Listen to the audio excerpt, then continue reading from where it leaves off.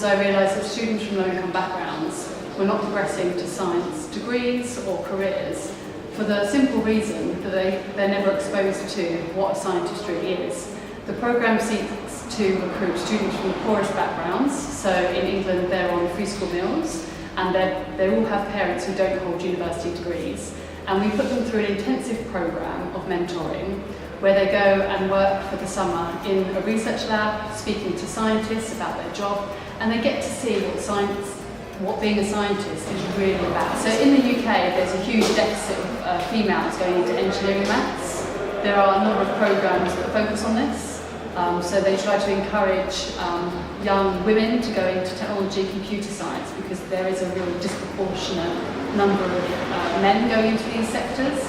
But in contrast, in the UK, a lot more women in general are going to university, and so courses like biochemistry, biology, ecology, they're hugely dominated by women. Hello, I'm Ravinda, and I currently do natural sciences at UCL. And being the Into Science program helped me a lot because it gave me kind of the confidence to be able to know that I can apply to STEM subjects because I had the experience to back it up. And Into Science does a unique thing because in schools it's not often you get to go into laboratories and get the lab experience.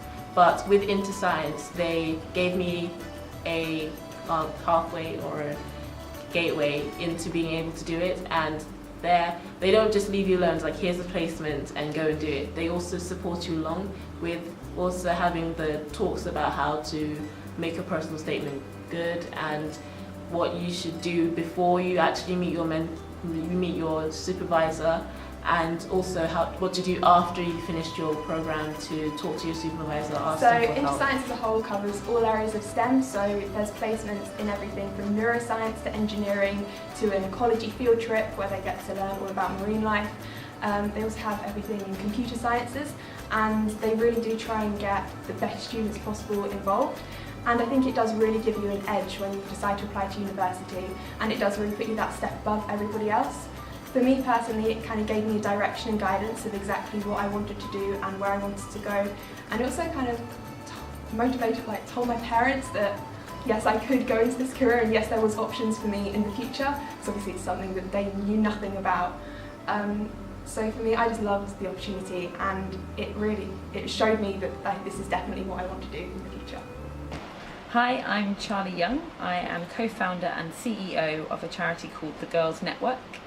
We work with 14 to 19-year-old girls from low-income communities across England, and we match them with professional women. They work together over the course of a year in a mentoring relationship. And the idea is to build confidence and to develop skills, but also to open up networks and opportunities that they don't have access to otherwise, so that they can be really ambitious for their future. So when Becca and I were teaching, we noticed the challenges that the girls in our classrooms were facing. They were being held back by the expectations placed upon them as girls, so having to be polite, quiet, neat, to get things right, and then they became very afraid of taking any risks, and then were really held back from seizing opportunities. They were looking outside to celebrities, to social media, and had all these expectations about how they should look and how they should behave.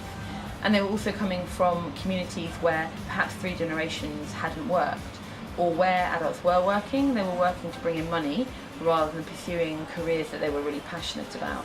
And so the girls that we saw had very few role models, and they therefore were really limiting what it was that they were thinking they could achieve.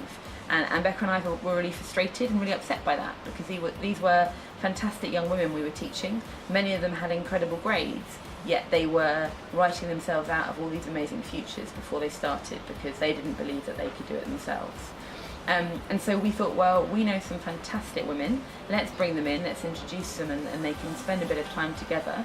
We had a speed networking event, and they spoke to different women from different careers, and the impact on that was amazing. The girls started to see a link between where they were and where these women were, and began to believe that that was something that they could do too.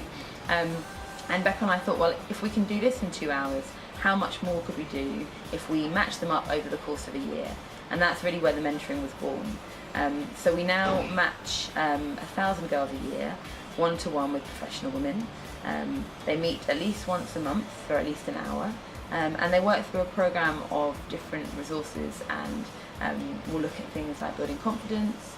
They'll explore CV writing, interview skills, the importance of taking risks and asking questions. And then alongside that mentoring, our girls get workshops, networking events and work experience opportunities too. And at the end of the year they graduate and they become part of our ambassador programme. And we hope that they will always engage with that network of women and organisations, so that they can continue to be ambitious about their futures and what they go on to do. And the dream is that one day they will come back to and